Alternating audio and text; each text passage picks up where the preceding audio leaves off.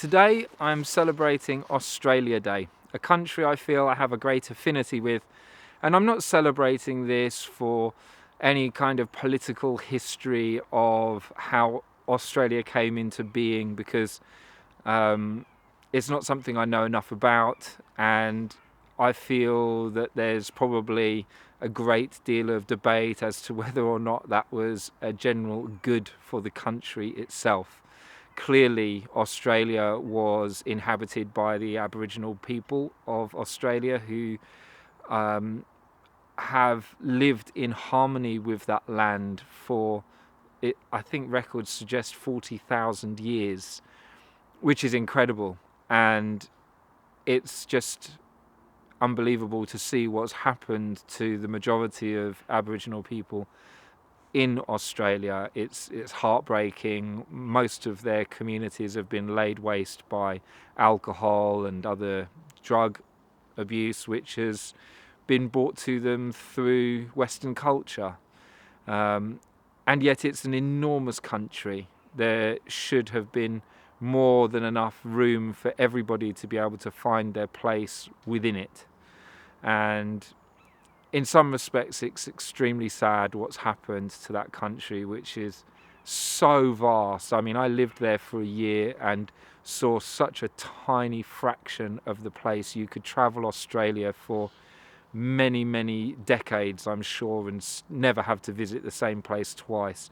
There is such immense beauty in so many places, all along the coastlines, in the centre, in the deserts, on the east, in the west.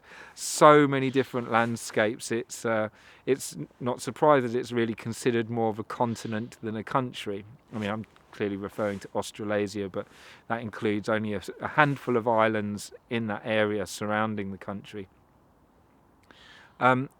It's an absolutely beautiful place. I visited there as a young man. It was the first time I'd ever travelled abroad, and I went to the other side of the world.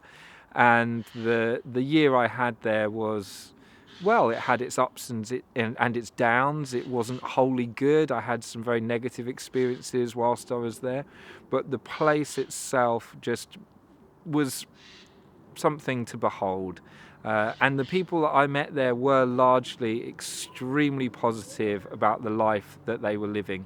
The Westerners that obviously went to Australia did have a lot of their origins in ex-prison communities, and so there's this really renegade spirit which I really enjoy and admire.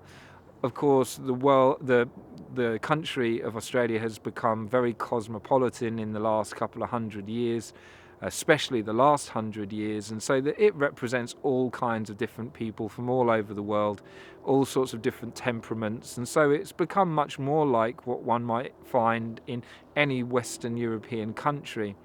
There are things that are very worrying about what's going on in Australia at the moment. It's not the place that I once visited.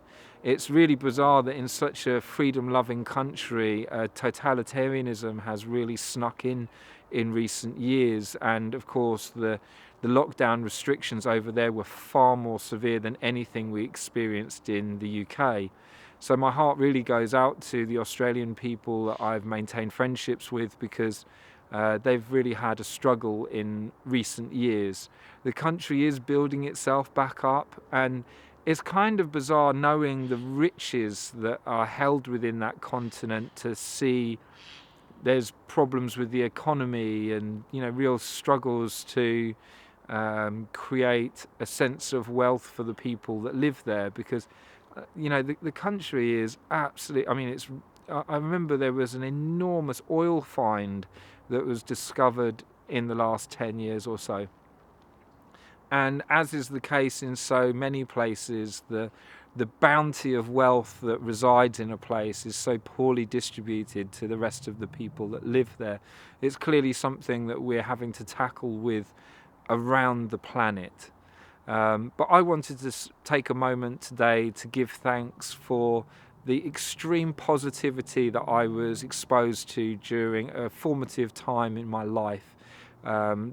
Some very deep thinking, nature admiring,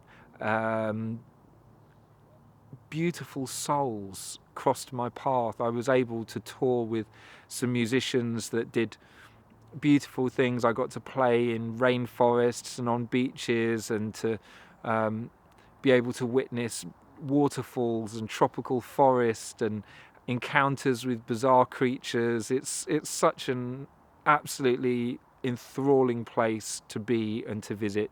So today I wanted to join the celebrations for Australia Day, which I know are sometimes marred by people's political disagreements, and I just wanted to take a moment to appreciate the place for what it is, and it is a beautiful place to be.